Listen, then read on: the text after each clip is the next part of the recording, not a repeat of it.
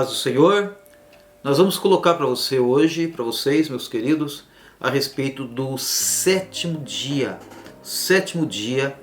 da Semana Santa, que podemos dizer, esse aí é o sétimo, é o último, né? Mas nós estamos colocando o 8 porque começamos a partir do Domingo de Ramos, porque entendemos que toda essa história, o início dela se tem quando ele chega em Jerusalém.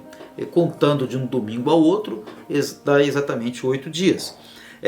No sábado, hoje é o dia do sábado, tá? Diz assim, no outro dia, isto é, o dia seguinte, o sábado, então começava na sexta-feira, nossa sexta-feira, às 18 horas. Tá?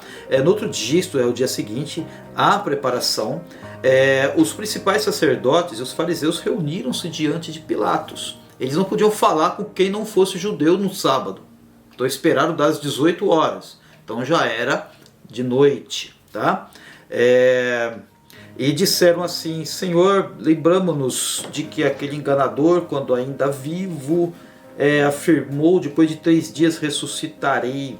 Manda, pois, que o sepulcro seja vigiado com segurança até o 3º dia, para não acontecer que, vindo os discípulos, roubem o corpo e digam ao povo: ele ressuscitou dos mortos. E assim o último engano será pior do que o primeiro. Então, da sexta-feira, quando Jesus morreu, ele foi tirado da cruz, foi sepultado, tudo isso tinha que ser antes do início do sábado.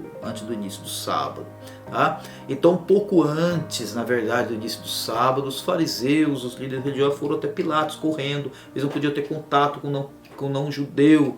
Então, um pouco antes disso, já pediram a ele: manda os guardas lá para guardar o corpo de Jesus, porque aquele enganador disse que ia ressuscitar. Então manda soldados. Então, quer dizer, os soldados chegaram junto praticamente do corpo de Jesus lá, tá? Porque eles tinham que ser tirados da cruz, os corpos, no máximo até por volta de 4h30, 5 horas da tarde, na sexta-feira, antes de chegar o sábado.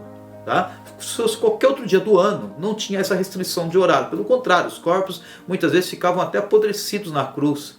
Tá? Mas naquele dia não podia.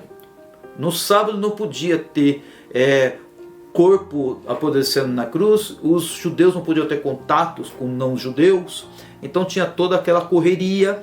Tá? E eles foram correndo lá para Pilatos para pedir a ele: coloca guardas lá, para que os seus discípulos não cheguem e não roubem o corpo dele, digam que ele ressuscitou. Então, os guardas chegaram aproximadamente junto com o corpo de Jesus. Tá? Ele tinha acabado de ser colocado lá, os guardas já chegaram ou chegaram tudo juntos. Tá? Então eles disseram, para que o último engano não seja pior do que o primeiro. Pilatos lhes disse: então, tendes uma guarda, ide e dai-lhe a segurança que puderdes. Eles então foram e mantiveram o sepulcro seguro, lacrando a pedra e deixando ali a guarda. Então uma enorme pedra foi colocada, foi lacrada, tá? Para que não pudesse ser tirada com facilidade, e uma guarda permanente lá. Esse foi o sábado. Algumas coisas interessantes precisamos considerar, né? Mas por que os fariseus prenderam ele exatamente na sexta-feira?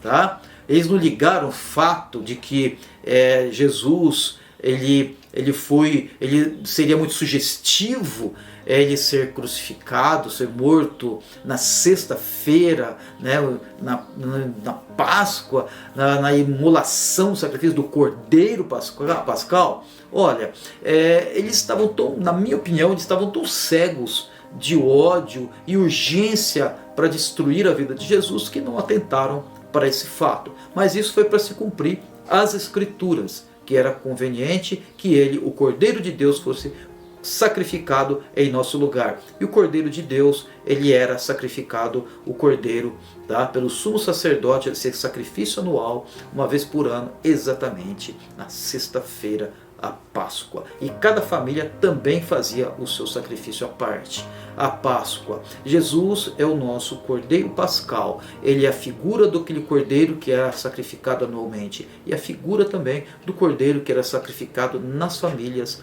nas casas. Uma vez por ano, celebrando a vitória da libertação de Israel do Egito. Hoje, Jesus, ele foi morto por nós para nos libertar do mundo. O Egito para nós é o mundo. O Cordeiro é Jesus. E a escravidão do Egito, do povo de Israel no Egito, é a escravidão que temos dos nossos pecados. E da mesma forma como aquele sangue libertou Israel da morte dos primogênitos, assim também o sangue de Cristo nos liberta da maldição da ira de Deus contra todo pecado e contra todo autor do pecado, isto é, os pecadores. Em Cristo somos libertos para sempre. O sangue de Jesus nos purifica e nos salva de todos os pecados.